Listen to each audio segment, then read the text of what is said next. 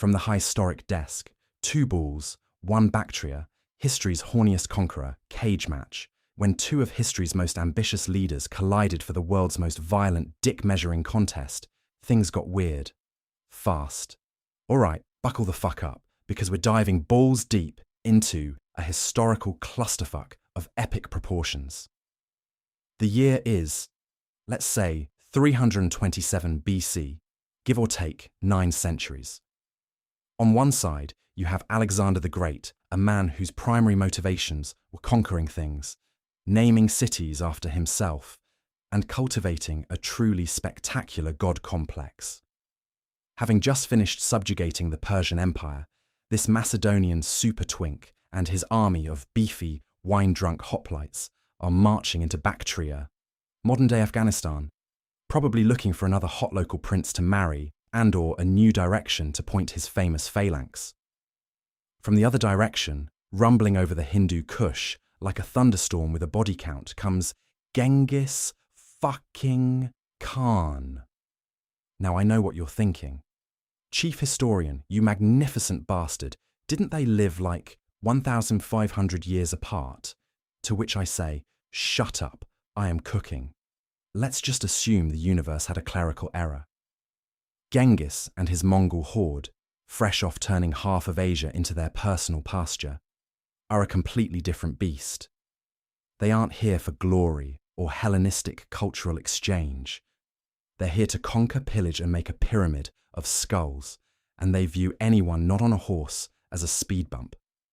The initial contact, as documented in the apocryphal Annals of Sir Fux-a-Lot, was disastrous.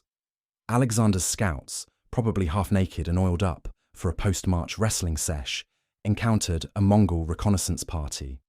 The Greeks, bless their arrogant hearts, likely shouted something heroic and challenging. The Mongols, who communicated primarily through strategically placed arrows and auras of pants-shitting terror, were not impressed. According to my nan's psychic, Alexander himself rode out on Bucephalus, saw the strange horsemen on the ridge, and immediately assumed they were just some more Scythians he could kebab with his long-ass spears. This is where it all goes tits up for our boy Alex. He was a master of the head-on, balls-to-the-wall fight. You stand there, he stands here, and you both slam your meat into each other until one side breaks.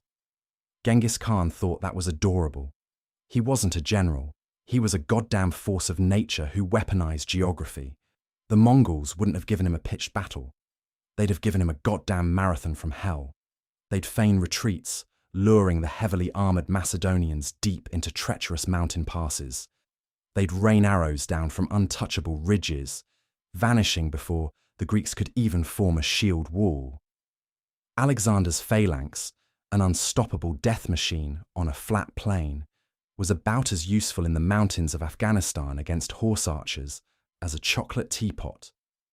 It would have been a slow, agonizing, deeply humiliating bleed-out, with Alexander getting progressively more furious that these pony-riding bastards wouldn't just stand still and die for his narrative. Ultimately, there would be no epic showdown, just a confused, exhausted Macedonian army, starving and riddled with arrows, limping away.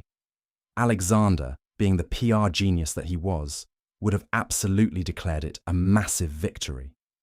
They fled in terror, he'd write to his mum, conveniently omitting the part where he lost 20,000 men to exposure and hit-and-run tactics.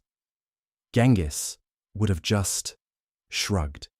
He'd have classified the Greeks as weirdly loud infantry, not worth the arrows, and moved on to conquer something more interesting, like China, again. It wouldn't be a battle. It would be a masterclass in why you don't bring a spear to a bow and horse and centuries of perfected brutality fight.